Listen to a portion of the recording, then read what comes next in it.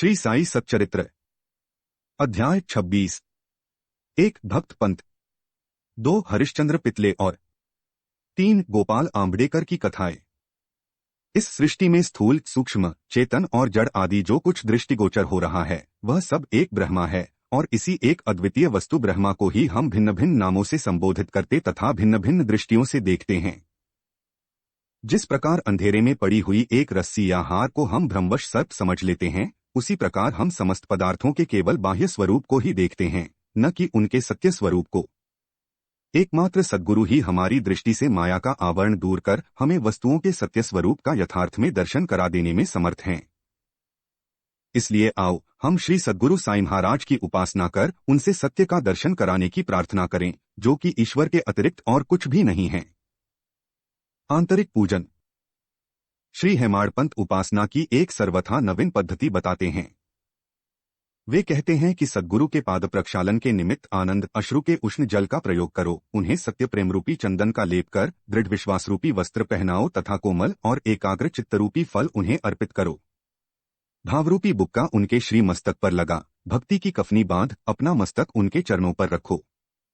इस प्रकार श्री साई को समस्त आभूषणों से विभूषित कर उन्हें अपना सर्वस्व निछावर कर दो। उष्णता दूर करने के लिए भाव की सदा चवर डुलाओ। इस प्रकार आनंददायक पूजन कर उनसे प्रार्थना करो, हे प्रभु साई, हमारी प्रवृत्ति अंतर्मुखी बना दो, सत्य और असत्य का विवेक दो तथा सांसारिक पदार्थों से आसक्ति दूर कर हमें आत्मानुभूति प्रदान करो। हम अपनी काया और प्राण आपके श्री चरणों में अर्पित करते हैं। हे प्रभु साई, मेरे नेत्रों को तुम अपने नेत्र बना लो ताकि हमें सुख और दुख का अनुभव ही न हो। हे साई, मेरे शरीर और मन को तुम अपनी इच्छानुकूल चलने दो तथा मेरे चंचल मन को अपने चरणों की शीतल छाया में विश्राम करने दो। अब हम इस अध्याय की कथाओं की ओर आते हैं। भक्त पंत। भक्त पंत। एक समय एक भक्त जिनका नाम पंत था और एक अन्य सद्गुरु के शिष्य थे, उन्हें शिरडी पधारने का सौभाग्य प्राप्त हुआ। उनकी शिरडी आने की इच्छा तो न थी, परंतु मेरे मन कुछ और है, विधाता के कुछ और वाली कहावत चरितार्थ हुई। वे पश्चिम रेलवे द्वारा यात्रा कर रहे थे, जहां उनके बहुत से मित्र व संबंधियों से अचानक ही भेंट हो गई, जो कि शिरडी यात्रा को ही जा रहे थे। उन लोगों ने उनसे शिरडी तक साथ साथ चलने का प्रस्ताव किया। पंत यह प्रस्ताव अस्वीकार न कर सके। तब वे सब लोग बंबई में उतरे और पंत विरार में उतर अपने सद्गुरु से शिरडी प्रस्थान करने की अनुमति लेकर तथा आवश्यक खर्च आदि का प्रबंध कर सब लोगों के साथ रवाना हो गए। वे प्रातःकाल वहां पहुंच गए और लगभग 11 बजे मस्जिद को गए। वहां पूजनार्थ भक्तों का एकत्रित समुदाय देख सबको अति प्रसन्नता हुई, परंतु पंत को अचानक ही मूर्छा आ गई और वे बेसुध होकर वहीं गिर पड़े। तब सब लोग भयभीत होकर उन्हें स्वस्थ करने के समस्त उपचार करने लगे। बाबा की कृपा से और मस्तक पर जल के छींटे देने से वे स्वस्थ हो गए और ऐसे उठ बैठे जैसे कि कोई नींद से जगा हो। त्रिकालज्ञ बाबा ने यह सब जानकर कि यह अन्य गुरु का शिष्य है, उन्हें अभ्यदान देकर उनके गुरु में ही उनके विश्वास को दृढ़ करते हुए कहा कि कैसे भी आओ, परंतु भूलो नहीं, अपने ही स्तंभ को दृढ़तापूर्वक पकड़कर सदैव स्थिर हो उनसे अभिन्नता प्राप्त करो। पंत तुरंत इन शब्दों का आशय समझ गए और उन्हें उसी समय अपने सद्गुरु की स्मृति हो आई। उन्हें बाबा के इस अनुग्रह की जीवन भर स्मृति बनी रही। श्री हरिश्चंद्र पितले। बंबई में एक हरिश्चंद्र पितले नामक सद्गृहस्थ थे। उनका पुत्र मिर्गी रोग से पीड़ित था। उन्होंने अनेक प्रकार की देशी व विदेशी चिकित्साएं कराईं, परंतु उनसे कोई लाभ न हुआ। अब केवल यही उपाय शेष रह गया था कि किसी संत के चरणकमलों की शरण ली जाए। 15वें अध्याय में बतलाया जा चुका है कि श्री दासगणों के सुमधुर कीर्तन से श्री साई बाबा की कीर्ति बंबई में अधिक फैल चुकी थी। पितले ने भी सन 1990 में उनका कीर्तन सुना और उन्हें ज्ञात हुआ कि श्री साई बाबा के केवल करस्पर्श तथा दृष्टि मात्र से ही असाध्य रोग समूल नष्ट हो जाते हैं। तब उनके मन में भी श्री साई बाबा के शुभ दर्शन की तीव्र इच्छा जागृत हुई। यात्रा का प्रबंध कर भेंट देने हेतु फलों की टोकरी लेकर पत्नी और बच्चों सहित वे शिरडी पधारे। मस्जिद पहुंचकर उन्होंने चरण वंदना की तथा अपने रोगी पुत्र को उनके श्री चरणों में डाल दिया। बाबा की दृष्टि उस पर पड़ते ही उसमें एक विचित्र परिवर्तन हो गया। बच्चे ने आंखें फेर दी और बेसुध होकर गिर पड़ा। उसके मुंह से झाग निकलने लगी तथा शरीर पसीने से भीग गया और ऐसी आशंका होने लगी कि उसके प्राण निकलने ही वाले हैं। यह देखकर उसके माता पिता अत्यंत निराश होकर घबराने लगे। बच्चे को बहुधा थोड़ी मूर्छा तो अवश्य आ जाया करती थी, परंतु यह मूर्छा दीर्घकाल तक रही। माता की आंखों से आंसुओं की धारा बह रही थी और वह दुखग्रसित हो आर्तनाद करने लगी कि मैं ऐसी स्थिति में हूँ जैसे कि एक व्यक्ति चोरों के डर से भागकर किसी घर में प्रविष्ट हो जाए और वह घर ही उसके ऊपर गिर पड़े। तब बाबा ने सांत्वना देते हुए कहा कि इस प्रकार प्रलाप न कर धैर्य धारण करो। बच्चे को अपने निवास स्थान पर ले जाओ, वह आधा घंटे के पश्चात होश में आ जाएगा। तब उन्होंने बाबा के आदेश का तुरंत पालन किया। बाबा के वचन सत्य निकले। जैसे ही उसे वाड़े में लाए कि बच्चा स्वस्थ हो गया और पितले परिवार, पति पत्नी व अन्य सब लोगों को महान हर्ष हुआ और उनका संदेह दूर हो गया। श्री पितले अपनी धर्म पत्नी सहित बाबा के दर्शनों को आए और अति विनम्र होकर आदरपूर्वक चरण वंदना कर पाद सेवन करने लगे। मन ही मन वे बाबा को धन्यवाद दे रहे थे। तब बाबा ने मुस्कुराकर कहा कि क्या तुम्हारे समस्त विचार और शंकाएं मिट गईं? जिन्हें विश्वास और धैर्य है उनकी रक्षा श्री हरि अवश्य करेंगे।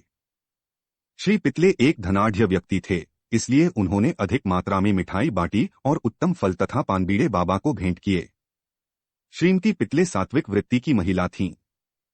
वे एक स्थान पर बैठकर बाबा की ओर प्रेमपूर्ण दृष्टि से निहारा करती थीं। उनकी आंखों से प्रसन्नता के आंसू गिरते थे। उनका मृदु और सरल स्वभाव देखकर बाबा अति प्रसन्न हुए। ईश्वर के समान ही संत भी भक्तों के अधीन हैं। जो उनकी शरण में जाकर उनका अनन्य भाव से पूजन करते हैं, उनकी रक्षा संत करते हैं। शिरडी में कुछ दिन सुखपूर्वक व्यतीत कर पितले परिवार ने बाबा के समीप मस्जिद में जाकर और चरण वंदना कर शिरडी से प्रस्थान करने की अनुमति मांगी। बाबा ने उन्हें उदी देकर आशीर्वाद दिया। पितले को पास बुलाकर वे कहने लगे, बापू, पहले मैंने तुम्हें 2 रुपए दिए थे और अब मैं तुम्हें 3 रुपए देता हूं। इन्हें अपने पूजागृह में रखकर नित्य इनका पूजन करो, इससे तुम्हारा कल्याण होगा। श्री पितले ने उन्हें प्रसाद स्वरूप ग्रहण कर बाबा को पुनः साष्टांग प्रणाम किया तथा आशीष के लिए प्रार्थना की। उन्हें ये विचार भी आया कि प्रथम अवसर होने के कारण मैं इसका अर्थ समझने में असमर्थ हूं कि 2 रुपए मुझे पहले कब दिए थे। वे इस बात का स्पष्टीकरण चाहते थे, परंतु बाबा मौन ही रहे। बंबई पहुंचने पर उन्होंने अपनी वृद्ध माता को शिरडी की विस्तृत वार्ता सुनाई और उन 2 रुपयों की समस्या भी उनसे कही। उनकी माता को भी पहले फले तो कुछ समझ में न आया, परंतु पूरी तरह विचार करने पर उन्हें एक पुरानी घटना की स्मृति हो आई, जिसने यह समस्या हल कर दी। उनकी वृद्ध माता कहने लगीं कि जिस प्रकार तुम अपने पुत्र को लेकर श्री साईं बाबा के दर्शनार्थ गए थे, ठीक उसी प्रकार तुम्हें लेकर तुम्हारे पिता अनेक वर्षों पहले अक्कलकोट महाराज के दर्शनार्थ गए थे। महाराज पूर्ण सिद्ध, योगी, त्रिकालज्ञ और बड़े उदार थे। तुम्हारे पिता परम भक्त थे, इस कारण उनकी पूजा स्वीकार हुई।